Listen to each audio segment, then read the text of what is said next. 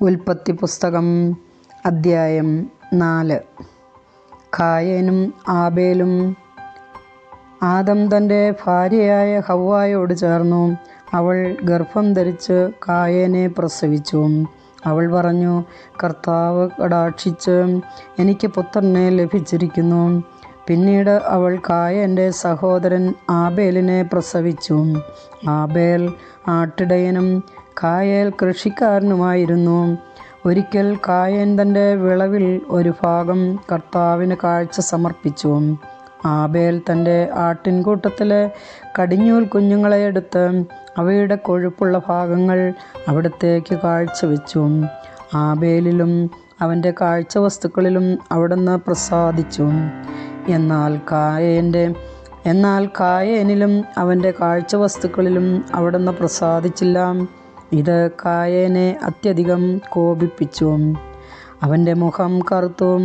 കർത്താവ് കായേനോട് ചോദിച്ചു, നീ കോപിച്ചിരിക്കുന്നത് എന്തുകൊണ്ട്? നിന്റെ മുഖം വാടിയിരിക്കുന്നത് എന്തുകൊണ്ട്? ഉചിതമായി പ്രവർത്തിച്ചാൽ നീയും സ്വീകാര്യനാവുകയില്ലേ? നല്ലത് ചെയ്യുന്നില്ലെങ്കിൽ പാപം വാതിൽക്കൽ തന്നെ പതിയിരിപ്പുണ്ടെന്ന് ഓർക്കണം. അത് നിന്നിൽ താൽപ്പര്യം വച്ചിരിക്കുന്നു. നീ അതിനെ കീഴടക്കണം. ഒരു ദിവസം കായേൻ തൻ്റെ സഹോദരൻ ആബേലിനോട് പറഞ്ഞു, നമുക്ക് വയലിലേക്ക് പോകാം. അവർ വയലിലായിരിക്കെ കായേൻ ആബേലിനോട് കയർത്ത് അവനെ കൊന്നു. കർത്താവ് കായേനോട് ചോദിച്ചു, നിന്റെ സഹോദരൻ ആബേൽ എവിടെ? അവൻ പറഞ്ഞു, എനിക്കറിഞ്ഞുകൂടാ. സഹോദരൻ്റെ കാവൽക്കാരനാണോ ഞാൻ? എന്നാൽ കർത്താവ് പറഞ്ഞു, നീ എന്താണ് ചെയ്തത്? നിന്റെ സഹോദരൻ്റെ രക്തം മണ്ണിൽ നിന്ന് എന്നെ വിളിച്ചു കരയുന്നു.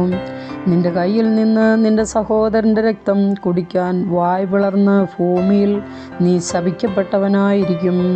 കൃഷി ചെയ്യുമ്പോൾ മണ്ണ് നിനക്ക് ഫലം തരികയില്ല. നീ ഭൂമിയിൽ അലഞ്ഞു തിരിയുന്നവനായിരിക്കും. കായേൻ കർത്താവിനോട് പറഞ്ഞു, എനിക്ക് വഹിക്കാവുന്നതിലും വലുതാണ് ഈ ശിക്ഷ. ഇന്ന് അവിടുന്ന് എന്നെ ഈ സ്ഥലത്ത് നിന്ന് ആട്ടിപ്പായിച്ചിരിക്കുന്നു. അവിടുത്തെ സന്നിധിയിൽ നിന്ന് ഞാൻ ഒളിച്ചു നടക്കണം. ഞാൻ ഭൂമിയിൽ ഉഴലുന്നവനായിരിക്കും. കാണുന്നവരെല്ലാം എന്നെ കൊല്ലാൻ നോക്കും. കർത്താവ് പറഞ്ഞു, ഒരിക്കലുമില്ല. കായേനെ കൊല്ലുന്നവൻ്റെ മേൽ 7 ഇരട്ടിയായി ഞാൻ പ്രതികാരം ചെയ്യും. ആരും കായേനെ കൊല്ലാതിരിക്കാൻ കർത്താവ് അവൻ്റെ മേൽ ഒരടയാളം പതിച്ചു. കായേൻ കർത്താവിൻ്റെ സന്നിധി വിട്ട് ഏദെന് കിഴക്ക് നോദ് ദേശത്ത് വാസമുറപ്പിച്ചു. കായേൻ്റെ സന്താന പരമ്പര. കായേൻ തൻ്റെ ഭാര്യയുമായി ചേർന്നു. അവൾ ഗർഭം ധരിച്ച് ഹെനോക്കിനെ പ്രസവിച്ചു. കായേൻ ഒരു നഗരം പണിതു. തൻ്റെ പുത്രനായ ഹെനോക്കിൻ്റെ പേര് അതിന് നൽകി. ഹെനോക്കിന് ഈരാദും ഈരാദിന് മെഹുയായേലും ജനിച്ചു.